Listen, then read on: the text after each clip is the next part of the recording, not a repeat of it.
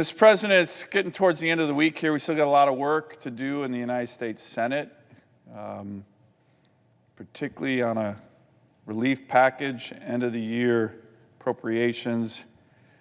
So we're working hard on that, but I also want to take the opportunity, given that it's the end of the week, to do what I consider one of my favorite activities of the entire week, each week here in the Senate, and that's talk about someone in my state who's making a difference, helping make our communities in Alaska and our state one of the best states, the best state, in my view, in the country. And this is the individual we call the Alaskan of the Week. So I want to do a acknowledgement to some of our Hill reporters who have taken an interest in the Alaskan of the Week each week. I think sometimes because they recognize that it's kind of finishing up the week. We're not done yet, though, Mr. President. As you know, a lot of work here to do. But also, I appreciate the reporting on it because it's just good to see stories about people who are doing good work for their state and their community. And what we try to do with this series, which we've been doing now for a number of years, is talk about people who don't always get the recognition that they deserve. People who are making a big difference. You know, Mr. President, Alaska, like really every other state in the country, is experiencing serious challenges right now as a result of COVID-19. But I'm confident, just like the rest of the country, we're going to get through this more resilient than ever. We have a saying, I certainly love this saying, tough times don't last, but tough people do. Americans, Alaskans, North Dakotans are tough, and we're going to get through this. Mr. President, I'd like to introduce our Alaskan of the Week, Linda Behnken, from the gorgeous city of Sitka, Alaska, in southeast Alaska, the Paris of the Pacific, it's called, Sitka. A fun fact about Sitka, it's the largest city in the U.S. by land area, encompassing over 4,800 square miles, including water. That's big. Population, fairly big for our state. Beautiful. If you haven't been to Sitka, you got to go. It is gorgeous. Now, Linda, boy, talk about Linda. Linda is innovative, caring, and she has a deep and abiding commitment to our great state, her community, and to the profession that she's devoted her life to, one that is revered and so important in Alaska, and that's commercial fishing. For more than 30 years now, Linda has been on a boat, catching fish out of Alaska's waters. The best seafood, mind you, in the world. No doubt about that one, wild Alaskan seafood. Not only is she a successful fisherman, which is, of course, a full-time job, Mr. President, she has also worked to ensure that Alaska continues to have sustainable fisheries. We are what I call the superpower of seafood. Over 60% of all fish caught in the United States is harvested in Alaska's waters. 60. That's huge. But we need to make sure we have our oceans that are clean and sustainable, and that the profession is safe, and small fishermen can thrive, and that young fishermen can enter the profession. And Mr. President, that is what Linda has been focused on for her entire career in Alaska. For this work and so much more, including a huge role in helping needy families, particularly during this pandemic, Linda was recently awarded the prestigious Heinz Award for the Environment, named after the late U.S. Senator John Heinz. It is a very prestigious award, and here's the thing. Linda didn't even apply for it. She didn't seek it. She was sought out, and I believe shocked when she found out she received this very prestigious award that comes with a $250,000 cash prize. Now that is a big deal. I'll say more about that cash prize in a minute. So let me tell you a bit more about Linda's story and how she came to be such a passionate steward of our fisheries, of our seas, of our oceans. Born and raised in Connecticut, Linda headed to Alaska in 1982 during a summer break from college. She wanted to make some money. She heard that one of the ways you could do it was to fish in the great state of Alaska. She took a ferry from Bellingham, Washington to Sitka, and she immediately fell in love with this gorgeous, and I mean gorgeous, community the minute she got off the boat. It took her about a month pounding the docks to find a deckhand job. There weren't a lot of women in this business then, and she did eventually find not just a job, but a wonderful community.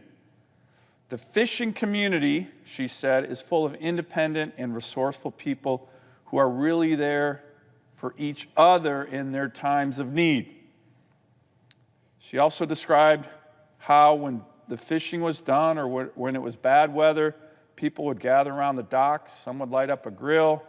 Some would bring pie, loaf of bread. Instruments would come out. Stories were told. Kids played. Linda said, she said, quote, "I found a sense of community that I really hadn't found anywhere else." So she loved it. She went back to the lower 48 to finish her undergraduate degree, but Alaska was always with her. She knew that she had found a home and a mission to help create more sustainable fisheries in the great state of Alaska. To that end, she enrolled in a master's degree program in resource development at Yale and then came back to Alaska. Quote, "When I saw what was going on in the ocean, it drove me to graduate school. During that time in the 1980s, she said that the way the fishing was managed wasn't working well for the smaller fishermen, nor was there much of an emphasis back then on sustainability. When she came back to Alaska, she began to fish again, eventually buying her own small commercial fishing boat, which she now fishes with her husband and 2 sons, and who have themselves been fishing since a very, very young age. I've always said that the Alaskan fisherman, Mr. President, is the quintessential small businessman, small businesswoman. Often family businesses, they take huge risks, they create a great product, they work hard as can be. They are the quintessential small businessmen and women in America, and Linda proves the point. She became the executive director of the Alaska Longline Fishermen's Association, which is an alliance of small boat commercial fishermen committed to sustainable and safe fisheries. Mr. President, let me talk about safety on our waters in Alaska. Fishing, particularly in Alaska's waters, is one of the most dangerous jobs out there. And Linda has had many harrowing stories. Caught out fishing in the frigid waters for hours in the center of storms, man overboard, challenges, winds, whisking away equipment. But all in all, it's much safer now than it used to be when Linda first started to fish. Then, when a certain fishery opened, everyone rushed out at once to get as much fish as possible, regardless of the conditions. That has changed. And now fishing is a safer, but still dangerous business in my great state. Linda was also involved in limiting bigger commercial vessels from operating in the waters in southeast Alaska and worked for more stringent environmental regulations on the cruise ship industry.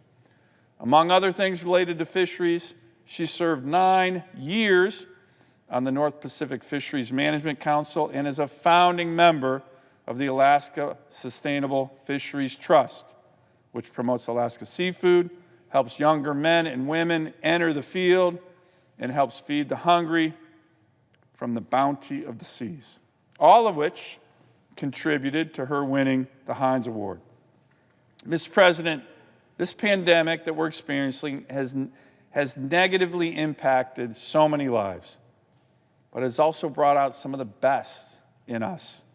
and Alaskans and Americans and people across the country reaching out to their neighbors, volunteering time to give as much as they can.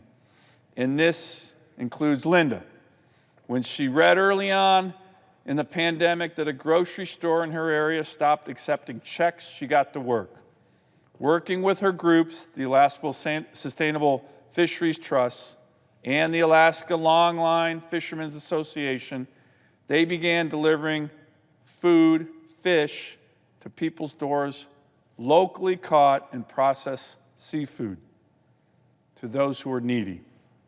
So far, get this, Mr. President, with their partners, they have provided over 400,000 pounds of delicious Alaska seafood to people in need.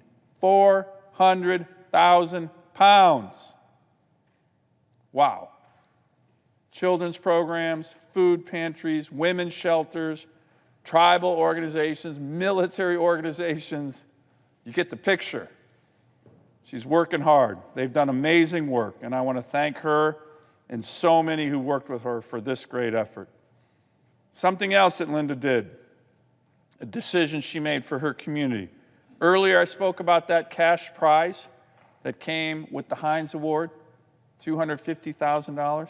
She took $100,000 of that money, which was hers, prize money, and donated it back to the organization that she helped found, the Alaska Sustainable Fisheries Trust, to work on sustainable fisheries, combating climate change, and to help young fishermen enter the profession so we have sustainable fisheries going forward. I'm sure Linda probably heard the good news. Our legislation, my legislation, the Save Our Seas 2.0 legislation to clean up our oceans, passed the Senate recently, is on its way to the President's desk for his signature. More good news. As she said, we won't have jobs if we don't take care of our fisheries, keep them sustainable, and get young people into the profession. Mr. President, it's people like Linda, committed, organized, generous of spirit, hardworking, in love with what she does and her state and her community, that will get us through this pandemic. These are the people in Alaska and America. And it's people like her that will also ensure that Alaska remains the superpower of seafood, not just for America, but for the world. So Linda, for all that you do, for all that you're going to continue to do, thank you, thank you, thank you. Great work, and congratulations on being our Alaskan of the Week. I yield the floor.